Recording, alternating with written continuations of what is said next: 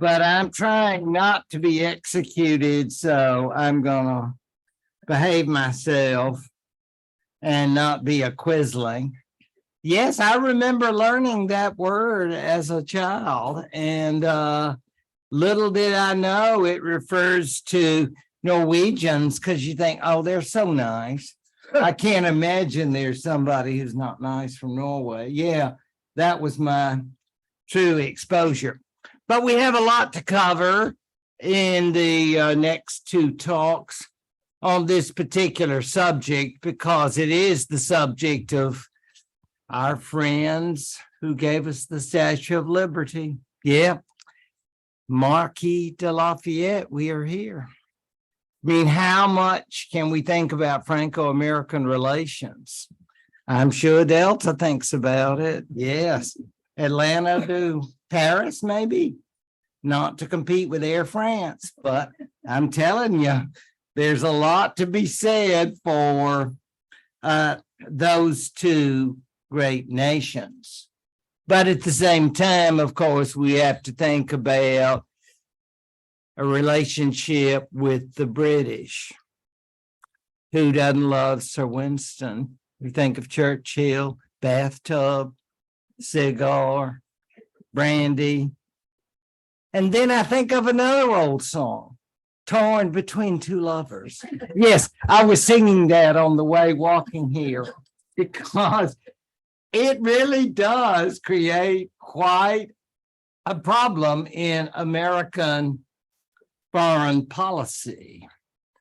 And we are going to see that over this regime connected to what I think is the charming town of Vichy, which we will talk about.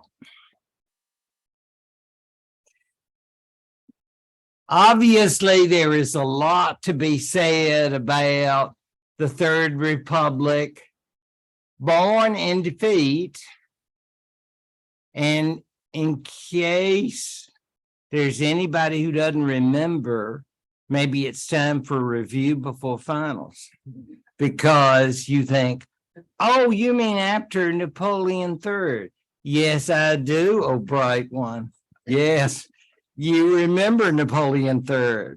Congratulations. Yes, 1852 to 1870. But who's counting? Yeah, right. Yeah, right. But yeah, it's true. The Third Republic was created by what we would call liberal bourgeois people who wanted to have a good government after they got those communards out of Paris. Remember they at the Paris Commune. All of that is to say that it's never easy to be born in that kind of condition. And of course, the people, Republicans, I guess you would call them proponents of the Third Republic, shall we say, will never be able to forget the fact they were created in this way. And there are, of course, what today I guess we would call closet royalists, people who want to bring back a monarch. No, not necessarily a Bonaparte, but bring back somebody from the good old days. Kings, not emperors, kings. Yeah, there were various people that would come out of the woodwork and say, you know, I'm the descendant of so-and-so. Well, this is the sort of thing they would have to deal with. And of course, all of this is connected to extremes, royalists versus Republicans, and Republicans, of course, going all the way from, just like any other time, from moderates to extremists, and a variety of groups. If there's anything that's true of French politics, it's they have a group for every need and every desire. There's no question. It's not like you have to fit into one little group. You can find someone if you look hard enough in these various political headings. So the political extremism is most clearly demonstrated. There are a variety of ways. Some of you have heard about a particular French general who was lured into becoming dictator, but he had a relationship, and General Boulanger was his name, and so he preferred that, and he chickened out at the last minute. He was thinking about having a coup. I know it, and you think about, gosh, you'll get in a footnote. You'll never be an ID on somebody's test because I'm a loser. You know, I didn't go for it. But it's an interesting tale, and I'm sure his gal pal was really glad that he didn't do it. So that was Boulanger. Look it up. It's a fascinating story. So you have these kind of would-be dictators. And then, of course, the famous case, which really divides up right and left, the Dreyfus case, the case that reveals the depths of anti-Semitism, and the alliance between Catholic factions, royalist factions, people who wanted, in other words, traditional values, as opposed to those who were more on the left. And like other times, there weren't too many folks in the middle. So you see this whole division clearly in the Dreyfus affair, and some of you have read the works of Zola and all the rest. So I won't belabor that point except to note it for you. There are a number of movies and books about it, and about how interesting it is, the existence of anti-Zionism in France at that time. Because when you think sometimes, oh, well, that's Germany. No, I mean, it pervades all everywhere. It's not particularly in just one place.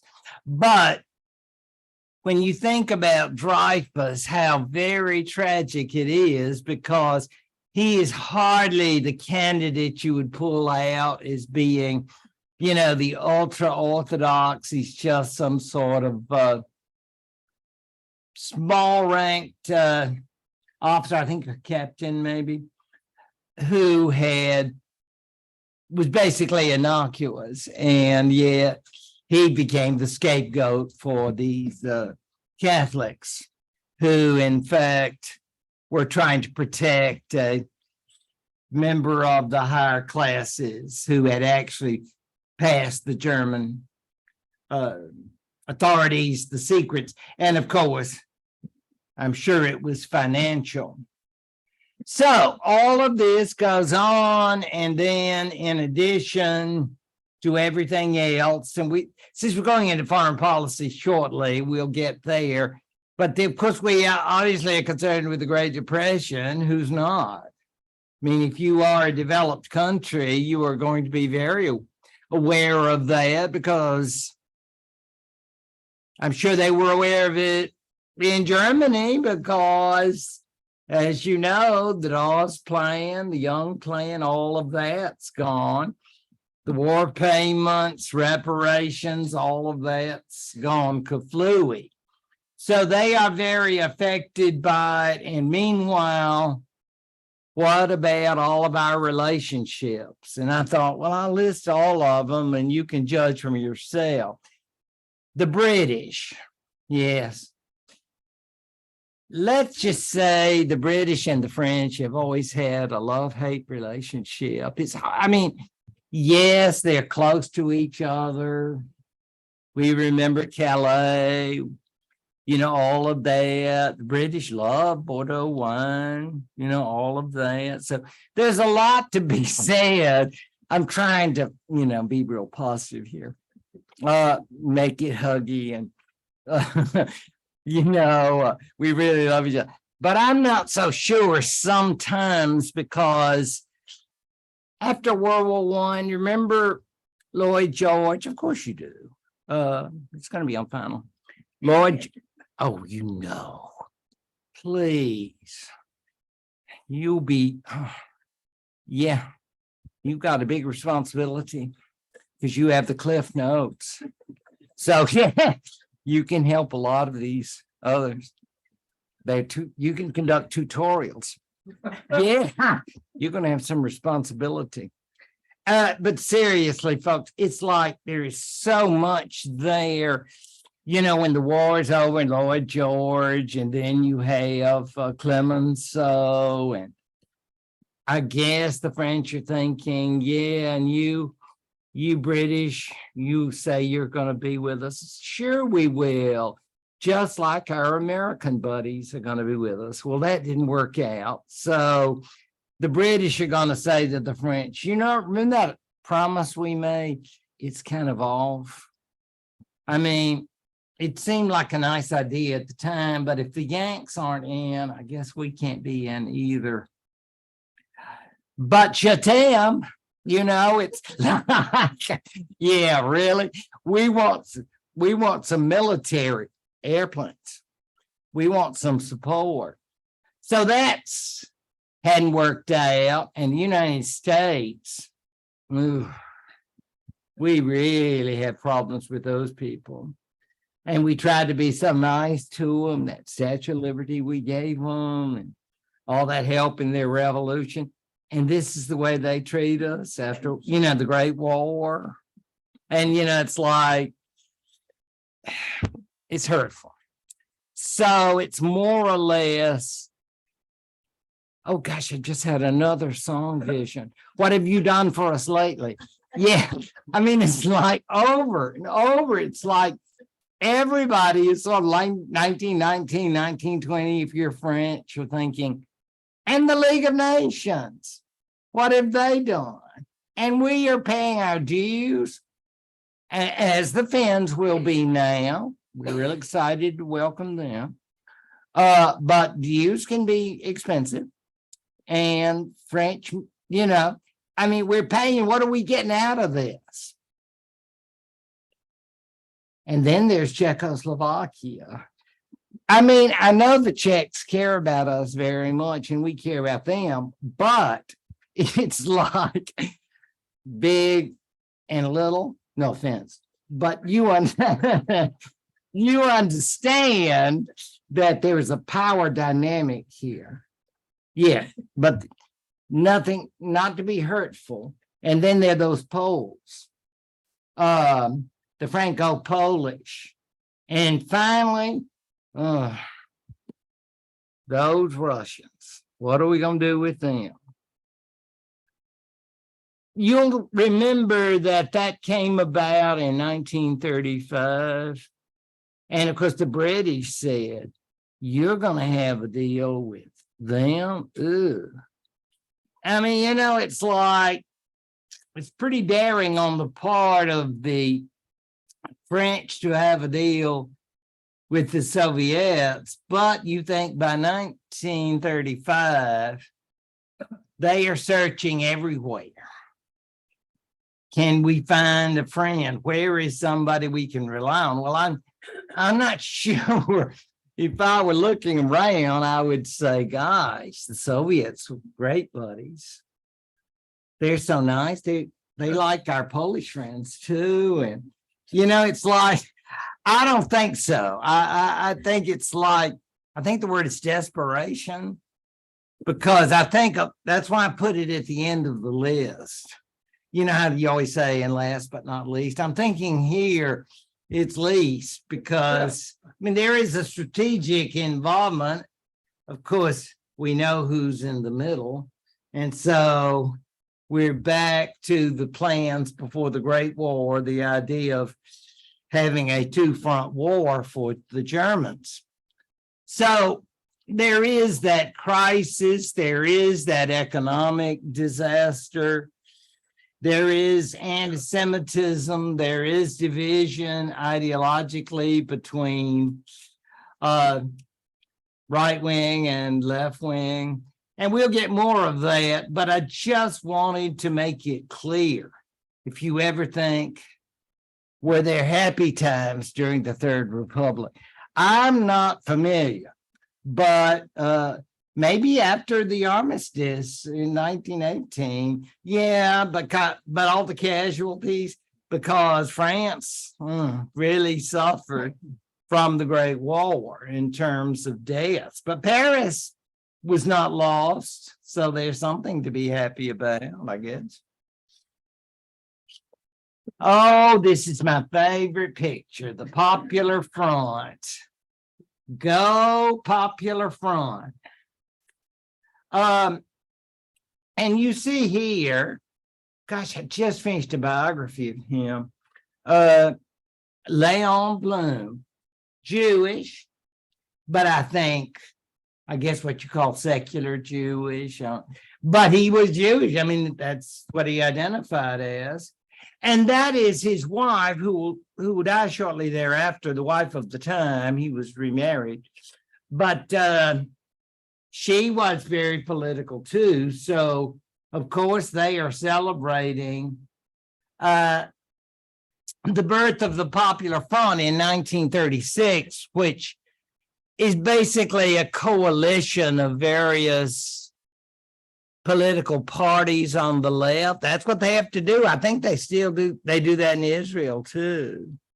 And boy, one group gets, what would you say, bent out of shape or something, and then says, well, we're just going to leave. We hate you now, all that. Then the whole thing can go kaflooey. I mean, it's like pulling out an ingredient from a pie, I guess, and then your pie fails. So that is very interesting to think they brought together all of these parties, which are on the left, believe you me. But Blum was a socialist, out and out card carrying. Now, you see that fellow next to him waving his hand too. Well, he's not a socialist. He's the big C. Communist. Yep. Card carrying. And guess where he was during World War II? Moscow. Surprise, surprise. But the fact is that they became a supporter of the Popular Front, even though they said, we won't join the Popular Front, but we will watch what y'all are doing and support you when we think it's the right thing. I'm thinking, that's not very friendly, but I guess we'll take what we can get. And he gets a front row seat, he gets to lead the cheer section. It's like, you get right up there. Now, the guy with the crossed arms just kills me. And I'm just thinking, he hadn't got the spirit. Man, why did you even come to our pep rally? I just don't. But I looked him up. Yes, he has a story too. But he's got the spirit. He just kind of stoic, you know what I mean? He just not one, expresses a lot of emotion. But it's interesting because all these people can't wait. They got that 8-hour day. They got the minimum wage, maybe a little retirement action. Who knows? We're going to cut out some child labor. And people are going, oh my gosh, you people are radical. And of course, that's why all these people are excited. And you say, so we're not trying to get something that will reach out to all the people. Indeed not. Blum understood the dangers here because clearly this is going to be somewhat divisive. But that was not exactly new in France to have divisive governments. I mean, that's the way the society was at that time. So if you had someone come along and say, I can appeal to everyone, I go to mass, I make my confession that isn't going to happen. These folks are basically looked askance by the Roman Catholic Church, or probably any kind of organized religion, if you want to know the truth. They are basically going to be anti-religion and pro. Oh gosh, when I first came to Auburn, you'll love this. They used to talk about secular humanism. I don't know if you have heard that term, but yes, whoa, Lord. And I thought, oh Lord, I hope I don't know any of those folks. But they, because that'd be too exciting for me. But yes, roaming around Lee County, Alabama back then. Yeah. But that was sort of like the Blooms and other people of that sort who were viewed that way by a large segment of the population, because I think that everybody is in favor, because they're not. It's a very divided society in that particular day and age. No doubt about that. I love this map, even though, well, I love all maps, but this one in particular, because I think as we try to appreciate the significance of French efforts at defense, we will understand why they felt so secure. As we've seen before, the Maginot Line, which shows you where the French military planners, at a large cost, I might add, and many of the left wing probably didn't like to be spending it on this kind of thing. They want to spend it on social programming and all of that, better schools, whatnot. But Bloom understood that this was necessary, or thought that it was, because, of course, they thought they had learned from the lessons of the Great War that if and when the Germans returned, they would go the same path. And so they'd be ready for them this time by having this protection across the central part with this Maginot Line. They'd hoped the Belgians would cooperate, but as we've heard before, the Belgians decided to go neutral. Not a good thing for France, for sure. But that was supposed to give them some security. Laval, and Frank mentioned Laval, and the truth of the matter is he doesn't seem to change outfits as much as I would like. You know what I mean? It's that white tie. I would not lie to you, I promise. Look at all the photographs, a white tie and a white shirt. I don't know who. I don't blame Madame Laval for this. I think this must have been someone else's decision.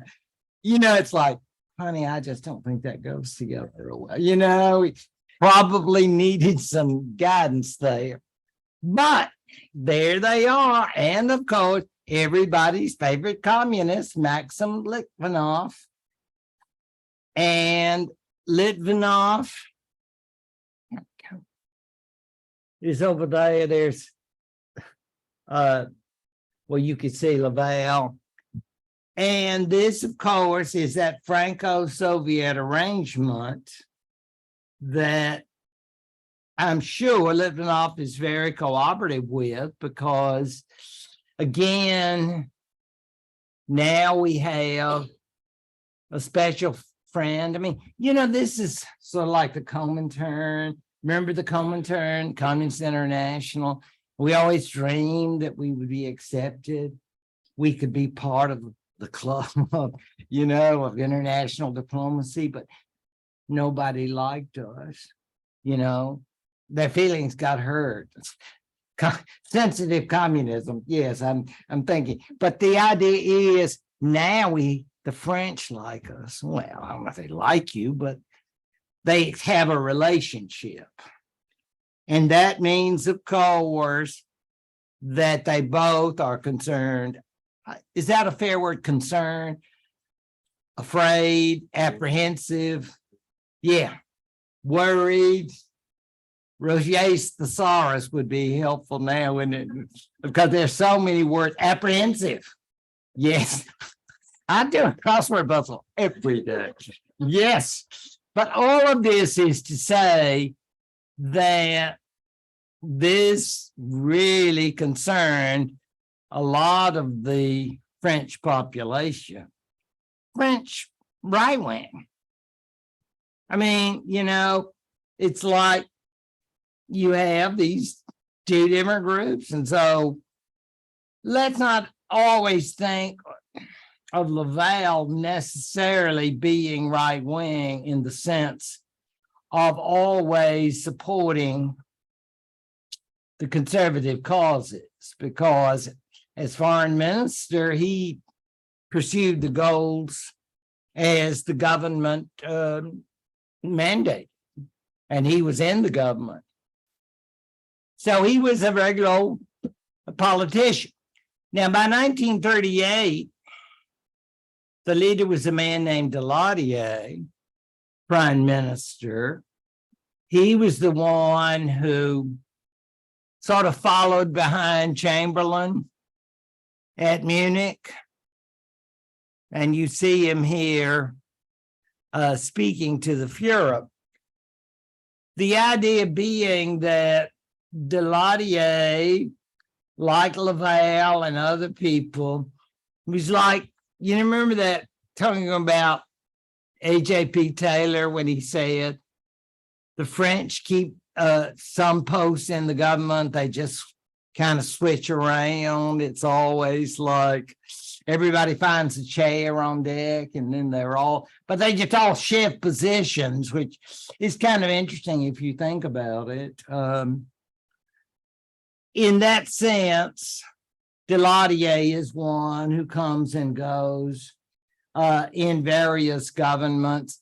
He's in the, oh God, what would they call it? Radical liberal or something like that. And you say, what does that mean? Well, not exactly a lot. I mean, he's somewhere between socialist and conservative. So where does that, there are a lot of spaces. And so then you start checking on, maybe they haven't picked up this name yet. Nobody's got this name yet, So I'm thinking they've got all these various parties like radical, and then there's something to say, well, we're radical socialists, or we're radical liberals, or we're radical labor. In other words, meaningless. But I would call it just another moderately left-wing party and let it be done with that. In other words, he's not a part of Bloom's party, socialist, out and out, but he's kind of, medium rare. It's kind of like ordering your steaks. I mean, it's like you're sort of this, you're sort of that, but you're not totally, like I'm socialist, I'm the big S, it's like, you can, people like that say, well, sometimes I am, depends on the day, I guess. So that's Daladier, and he was a figure. He's entering in his memoirs, and I always find this fascinating. When he flew back home from Munich, and I guess from the airplane, he could hear the crowds.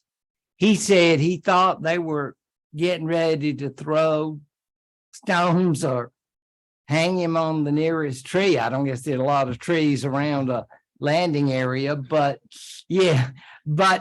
he definitely couldn't believe that he was greeted with cheers. Maybe it wasn't as grand as Neville Chamberlain met, but it was still excitement by the people, the French people, about the results of Munich. Now, if you had asked people in Prague, yeah, they might not have agreed. Would you think? They would have said, no, we don't think this was such a good thing after all. Yeah. But you understand that that gave them more time. So we're talking the fall of 1938. He said, this isn't good. No, it isn't. Not for France. And then there is Renault. I mention these people because they're all going to turn up for the war crimes trials.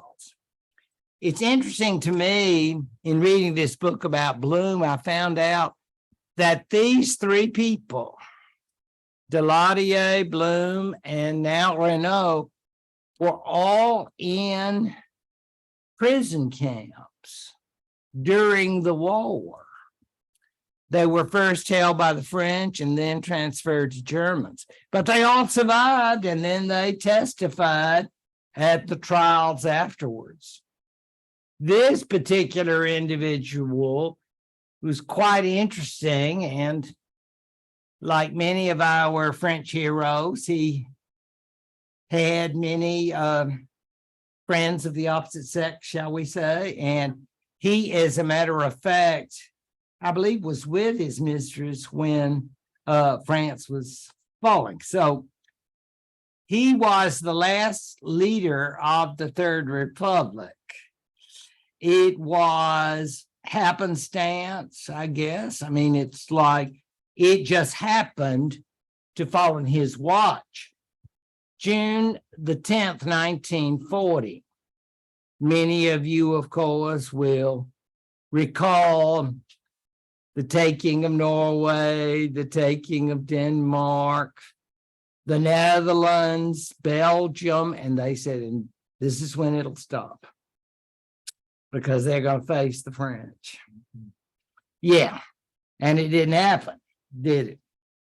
The taking of France was unbelievable, and some of you have seen the tapes of people fleeing Paris, trying to get out and realizing the enormity of the catastrophe because people were, well, I guess, they did it back in 1914. What's different now? So that will, of course, be a major question. And that's one reason that these people will be locked up like Renault and Daladier, because they will be accused of not providing adequate support for the military. And whether or not you believe that, it's like they certainly are the ones, I guess you'd say the buck stops there, and that is why that they would be in that position. But Paul Renault, he would be the leader at that particular time, and the government ends up in what I love, the beautiful city of Bordeaux, way down south, near the Spanish border, and wine. So it's a very beautiful place to be, but I'm sure it wasn't a very beautiful place at this point because there were so many people there. They were all these refugees. They had come all that way. And France is a large country. I cannot imagine that kind of travel, but goes on all the time nowadays. So I guess you know exactly what I mean. It's like there was tremendous amount of people who were in that Bordeaux area pushing and trying to get in and all of that. So Renault will actually set up a provisional government for the government there as Paris falls. And of course, we can only imagine what that must have been like. I guess some people stayed. But the roads, can you imagine just the roads, just the traffic? back in that day and age, and the trains, but not trains like today. Gosh, I took a train from Paris to Bordeaux, and I just, thought about how would it have been back in that day and age. It's not so nice as it was then. But the Third Republic fell. That is, obviously, they haven't even command of the city of Paris itself. So the government is not in a position, so they say, people like Renault, to maintain the government. And it was interesting, his mistress actually died. They were in an automobile accident. So all of this is just make it into a kind of chapter in a soap opera. I mean, the special friend there. And so he is laid up a bit because of his own injuries. And meanwhile, everybody's saying, well, what do we do now? So that, of course, is a major concern, major issue. That is, Renault and the government of the Third Republic, which had been around since 1870, 71. But the reality of the Germans was also true. So they had to deal with it. So since Renault cannot and will not continue to lead the government, then I guess the government has to go somewhere else. Or maybe there is no government. So some people would say, or at least they said then, that this is the end of the Third Republic. I'm not so sure that legally speaking, that's accepted, but the truth of the matter is there is no more Third Republic. Basically, Renault is the last leader. And when he steps aside,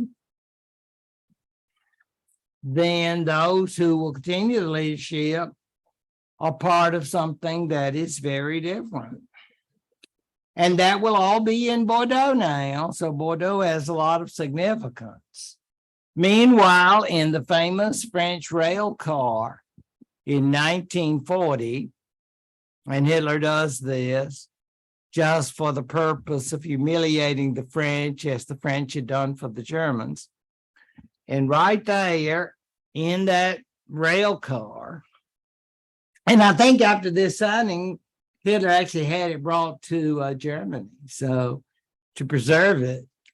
But there, the Germans laid out the terms for the French and what the French could expect for the future. And that, of course, sets into motion what is going to be the basis for the rest of our time and next time, which of course is, guess our picture of Marshal Pétain didn't make it. So this day, yeah, I know, must not have made it. No, it was. You want to try it? No, it's got to be. Must be further up. Anyway, this shows you a scene from the period of the fall, and it may have been taken by a light photographer or some other picture photograph magazine of the day, and I just found it just so poignant.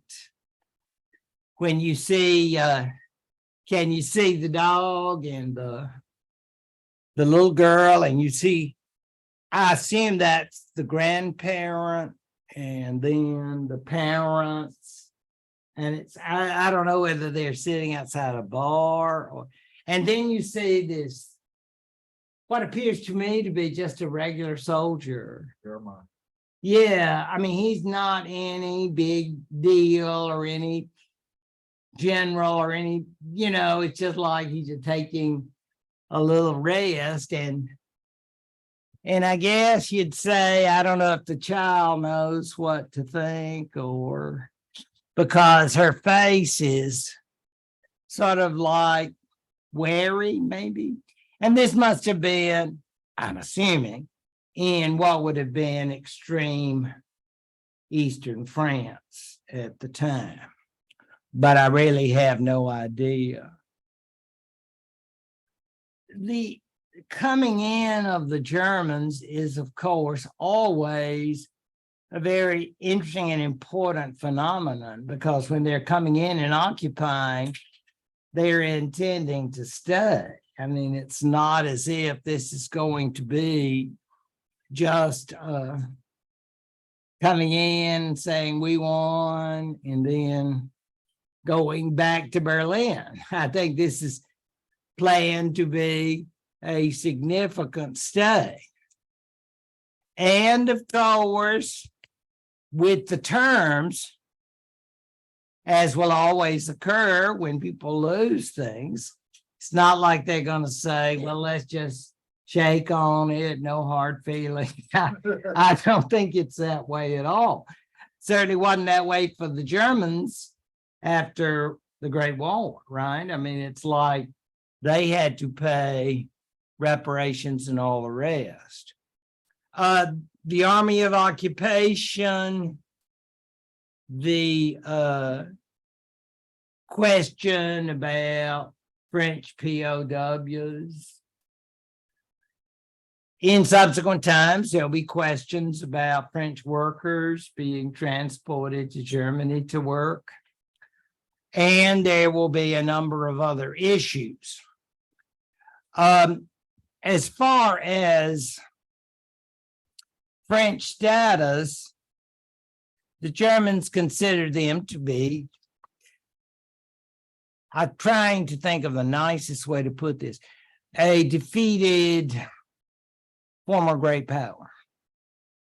So if that is the idea that some French might have dreamed, and now we can be tight with the Germans, and I don't think that's what the Germans had in mind. I think merely they had in mind that the French could be useful in various ways that we will see. Now, we'll talk about collaborators shortly. And of course, some people immediately got on board. I guess you'd call them, again, for our thesaurus, sycophants. Yes. It's like when I had a student come in and say, wow, sir, you have a lot of books. And I'd say, yeah, that is part of it. Yeah. Yeah. Part of the thing is loving books, wouldn't you? Yeah. He goes like, boy, that didn't work. Yeah. I mean, you probably have a better line than that one. Yeah. Don't you have stored up stuff, Because that ain't going to you're not getting a B out of that, kiddo. You got to do a lot better. But that's the idea, of course. Many people said, gosh, if we lost, it must have been our fault. So now maybe the Germans will help us understand why we lost. And there'll be a bright new future ahead, thanks to our new German pals. Well, not pals exactly, but let's just say leaders. Of course, obviously, they're going to be French who don't ever accept that. They're not all heroes, sure. But it's certain that they always would oppose the Germans, definitely, because for various reasons, they wanted to have their own country. I mean, many of them were communists. Many of them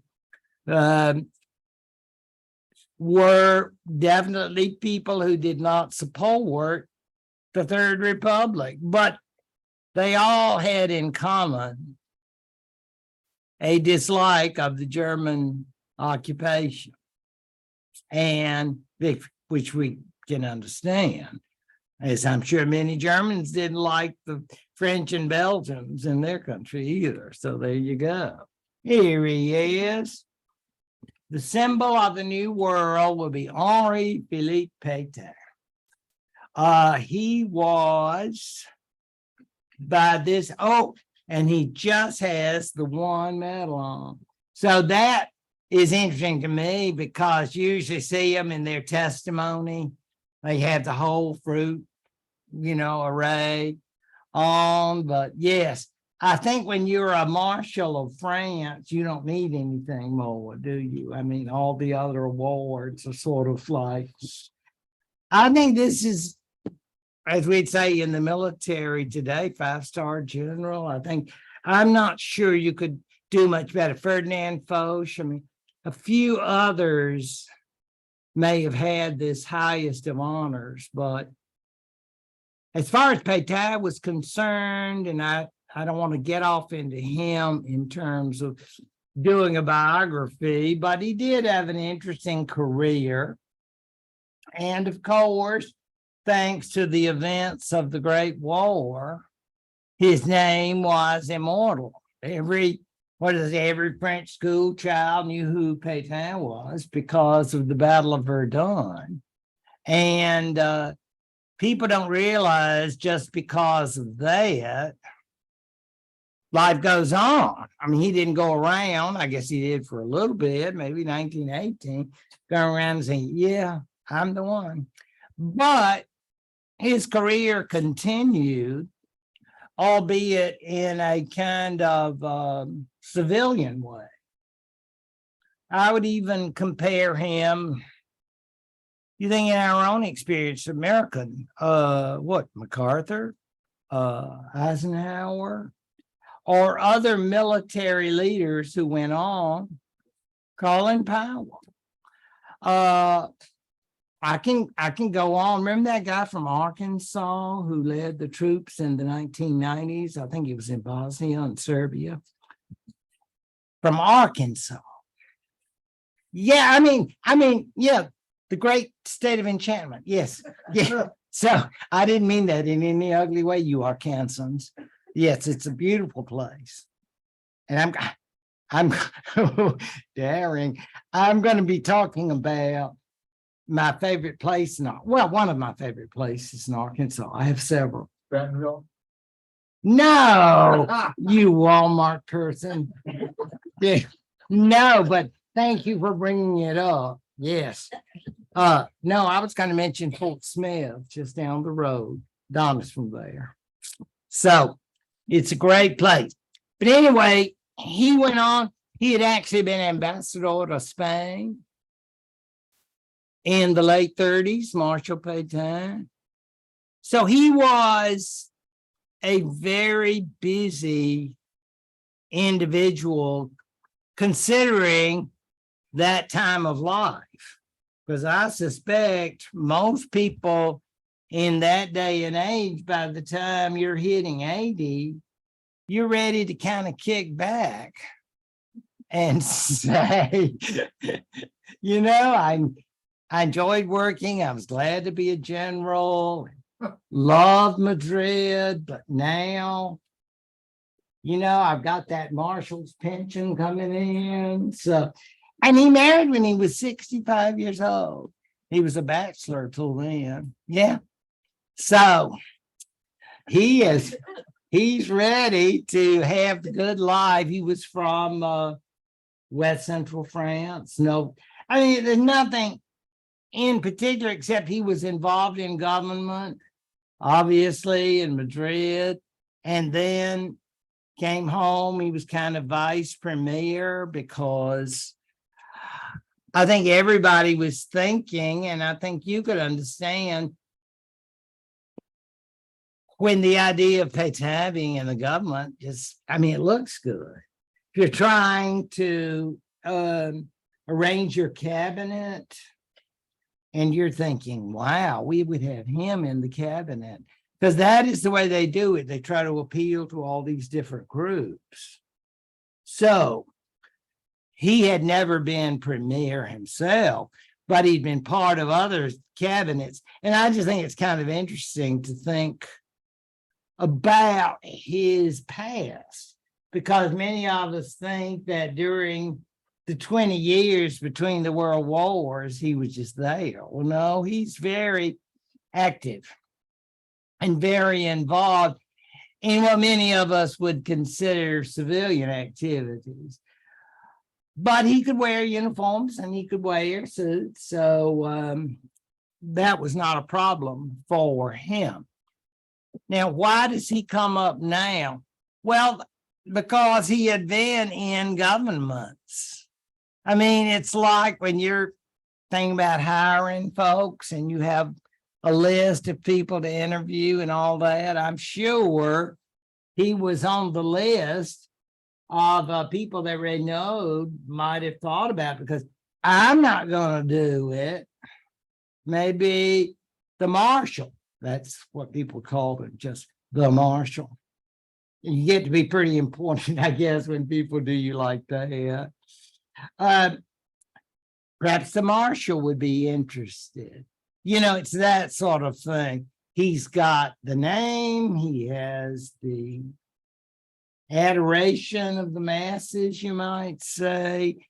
He has all the credentials that the steely blue eyes, they would say, has all of the characteristics that they think could transition, if I may make that a verb, France from defeat, because it is not a good time. Now, as Frank told us, there are collaborators, and here is a serious one. This is the Catholic leader of Slovakia. Now, those of you who are Czechs or of Czech heritage, this may not be somebody that you want to hang out with, He okay? did hang. Well, he passed on unnaturally. I will agree with that. And he probably is not going to get sainthood. I was wondering about that canonization proceeding. Hasn't gone well since 1945. But yeah, so you can check me out on that webpage. But no, he was a Slovakian nationalist, somewhat of a left winger, but he just always felt that the Czechs discriminated against Slovaks and they were second-class citizens. I know. And so you Czechs were not nice to the Slovakian people. If the shoe fits.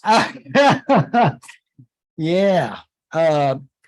But seriously, it's more that in this particular matter, the Slovakians found that as the area of the Sudetenland and then, you know, the area around Prague and so forth became a protectorate. Because, you know, Hitler didn't want Slovakia. Italy didn't want Slovakia. I mean, let them go. And so that's this particular handshake. I mean, I don't think it means, man, we're so tight. You're going to be my best buddy. I don't think it's like that. I think it's right there by a train, right? Choo choo. Next stop, you know. Some of you may have been to Slovakia. You've been. I'm not going to ask you if you had a nice trip. It was fine. Okay, I'm so glad. But he definitely goes on the list of collaborators. And it's not in a good way. Okay. Apparently he was still in holy orders though. So yeah. But that's the perfect example, I think, of the collaborator, because you can assume that the Slovak regime is going to be part of this. He's not a Nazi, but it puts you in this little circle during this period of the 40s, because it will definitely end, and not well for these folks. But you can now be one of our allies. I think they let him join the German-Italian pact, like a little junior member or something like that. I don't think you get senior status. I mean, it's like you're sort of junior, but there you are. There's Tisa. And then, more importantly, as we were talking about, as Frank mentioned, Quisling and growing up to learn that word. And I'm thinking it was not until, believe it or not, maybe the 80s, the 90s, I would use that term, and a student would look at me like, why are you talking like that? Is that a dirty word? I said, well, in a way. But then I realized that all of this sort of talk, and I thought, well, let's look at Merriam-Webster. And they said, what? And then I realized I was in trouble. Yes, I had to relearn how to talk because they didn't know the word. Things changed. So the idea of being a Quisling or a Quisling, that became very, very important because of this particular fellow. And you can see, I thought this was interesting when the photograph Germany and Norway, because Norwegians were viewed, and I gather Danes were too, as like little brothers. It's sort of like, we like you. Yeah, exactly. We can be tight with y'all. I mean, you're not Germans. You got to get over that. But we can like you, which isn't the same thing as love you, but we can be close. You can come, so like Thanksgiving, or don't get pushy. So, and then they strutting about. Yeah, well, I'd be strutting because he won't be strutting for long. Because no strutting in 1946, I can tell you that. But good while the strutting lasts. So that's Quisling and his group of Norwegians who become collaborators. And of course, there were others. And you always think, you don't mean Dutch. Yes. Belgium. I know. It's like it's so obvious. But these people are always waiting in the wings and thinking about, maybe this will be our turn. If you saw, I think some series, I think it was a series I talked to you about, Jan. We were trying to tell something about, he was a detective in Hastings? Foyle's War. Did any of y'all see that? Loved it. I couldn't get enough. Yeah. Didn't want Cold War, but I just wanted, but when he uncovered that bunch of Germans, oh no, they were Brits, weren't they? But they were getting all ready for the Germans to take over. Yes. Exactly. And they were sycophants. Yeah. Collaborating sycophants. Try that one out.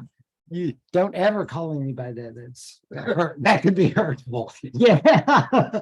But that's what they were, because in every country there were these groups of people who were either proto-Nazis or they had their own group of fascists or whatever it is.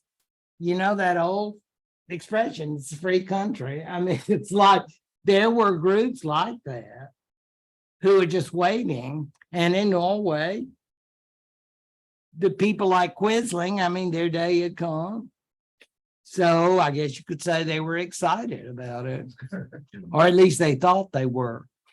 But the Germans viewed them, I think, as useful, but not fully capable of maintaining authority in occupied Norway the way the Germans wanted it. So it's a shared authority. And that's very important to understand in the case of these countries. Until we get to France. In terms of Norway, Denmark, all of those, I think they had collaborative regimes. I just could not mention Quisling because of the connection to the language. Now, I personally don't consider Franco necessarily a collaborator because he never entered World War II. They're meeting at the lovely city of Montpellier in March of 1941 was largely ceremonial, but to some extent, since they are neighbors, perhaps it's just good to get to know you. I mean, let's face it, Pétain had been ambassador to Spain, and he was not unaware of Franco and the significance of Franco, because many of us know about Gibraltar and Northern Africa and the significance of Spain militarily. But as Hitler said, it's very difficult to deal with Franco. And Franco, luckily for him, would always put off getting involved in the war. Now, he could be very nice, I'm sure, when they had their interpreter. Franco would say, you know, I wish France all the best. And I hope our friends in Berlin and Rome, I'm crazy about them and I wish them all the best. And you say, yeah, but what about a check? Or how about some troops, a tank or two? You know how it is. Of course we do. We have people who send us letters like that. But we understand in this case, the answer is always going to be, we'll put that on a list, a to-do list. Mañana, I think they would say in Madrid. Yeah. So, but I think these little walks around Montpellier, Goodwill, maybe they have a little snack or something. But I'm not so sure that it's going to produce anything except, oh, well, they could have, you know, he and his buddy in Portugal, Antonio Salazar. Yeah, yes, exactly. Ron was telling, they could be tight too, amigos. Yes. But there was something going in the Pyrenees, fully supported by Franco, and that was in Maquis, and the whole guerrilla, they came across, would be hiding, supply, and go back, and Franco was deliberately maintaining that guerrilla going, which was the Germans, and unless the French were never able to control. That's amazing, isn't it? But Franco did get to die in his bed. So that's a very, to be a fascist, I mean, you know, to be a dictator, it's quite an accomplishment. Something Mussolini could only have dreamt of. Yep. Yeah, because that's not a good way to go. So there they are. Now we get to a map. I know you're thinking, I thought you'd never get here. Yes, but this is all colors, beautiful colors, isn't it? So this is what makes France and well, we all know from our tours and our bulletins, the uniqueness of France and all of that. It is very large, but German planners, headed, of course, by Hitler, must have had this very well determined what would be occupied and what then could be non-occupied, or as this map calls it, a free zone.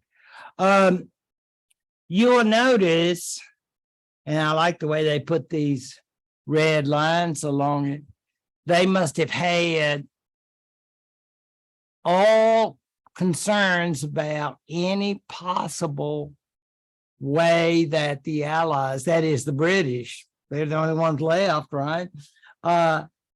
Could invade France. So they had this whole area occupied, including Bordeaux, and of course, all of Normandy, which will be so important later on. The free zone is basically all of that which is left.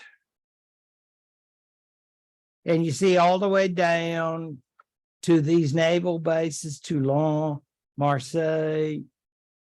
Everybody see down there? Along the Mediterranean. And then you see the area, looks like green and gray striped. And that is a very significant area for, shall we say, a hungry friend. And you say, who would that be? I'll give you a hint. He likes pasta. Yeah, you got that one. Good. Yeah, there it is. Italia Irredenta. Yeah, the people demand it. Yeah, see. Yeah, this idea of this great surge of demand from Italian ethnic people in this kind of, I know, down here in southeastern France, and they're just waiting. They were just waiting to be redeemed by a loving Benito Mussolini. Thank you, boss. Il Duce. I mean, the whole thing is just so amazing. You see the striped area and then the Italian occupation.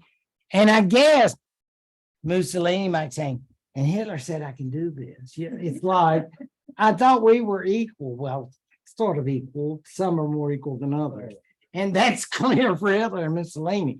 But he's allowed in that area. And you see what interesting area, because it actually includes Nice and that whole area, which is so very, very nice if you've been down in that part of the world.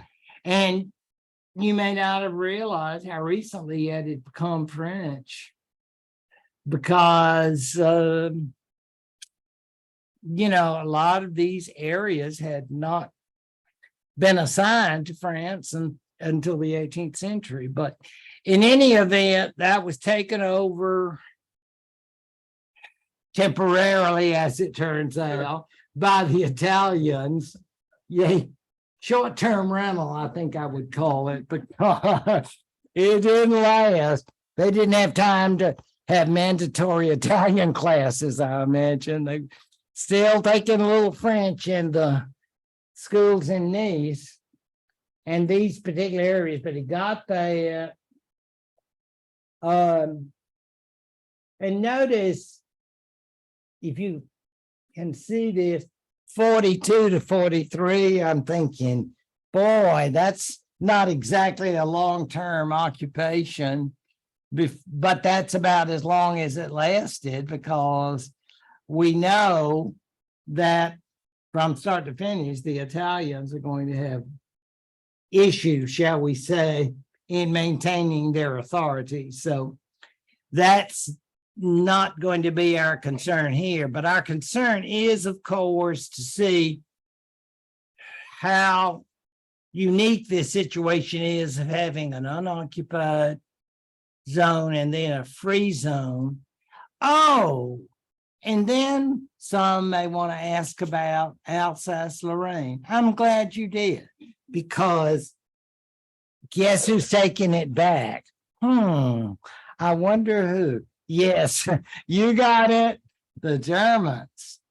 And this will be popular with some and less than popular with others. I mean, it's, I guess there was still some sort of difference in opinion on that issue, but whatever the case, obviously, and you see Strasbourg there. So that area, of course, the French cannot claim.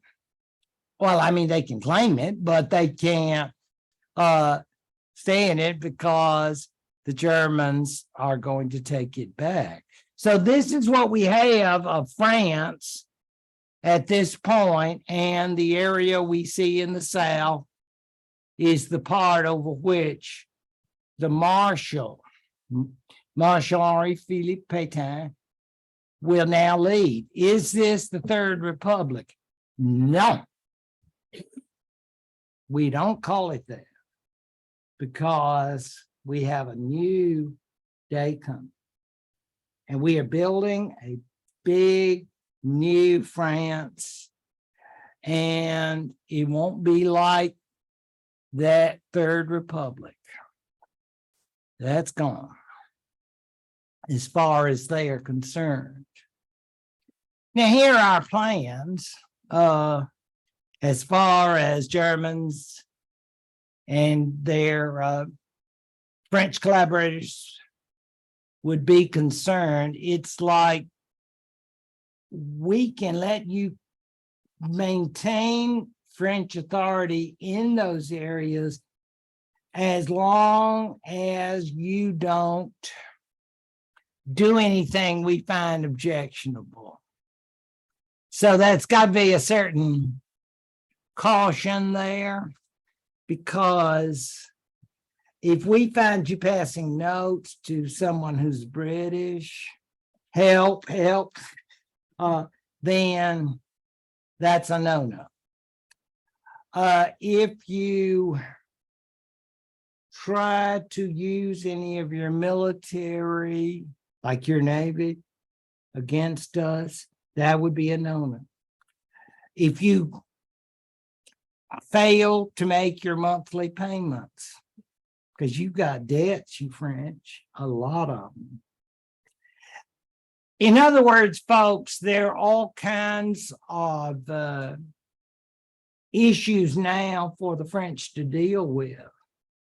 Not only because they've lost, because they are now in a position vis-a-vis Britain and Germany that they are torn between having been vanquished by the Germans and occupied. And on the other hand, the Brits are saying, but we still care about you very much. I know. Yeah. I can see all the love. Yeah. Coming from your island. Yes. So you saying, you mean there's a strain in their relationship? Yeah, you could call it strange, strained, I should say. Because, you know, the British, and by this point, Churchill is leading the government. And they're saying, if you had just not surrendered, you wouldn't be in this condition. So we're not to blame, but we got to watch out for you, because we don't want to see you get used by the Germans, because deep in our British hearts, we care about you very much. You say, well, you have a strange way of showing that, but so you say, is there a dent in the Anglo-French love? a serious dent. I would say I would be ready for insurance claim. Yeah, because there's a big old dent that they are going to have. So between the British and the Germans and a divided two-part France, there are going to be plenty of issues. And we will deal with that next week in the public library. Okay, everybody? I look forward to it, y'all. See y'all there. Thank you.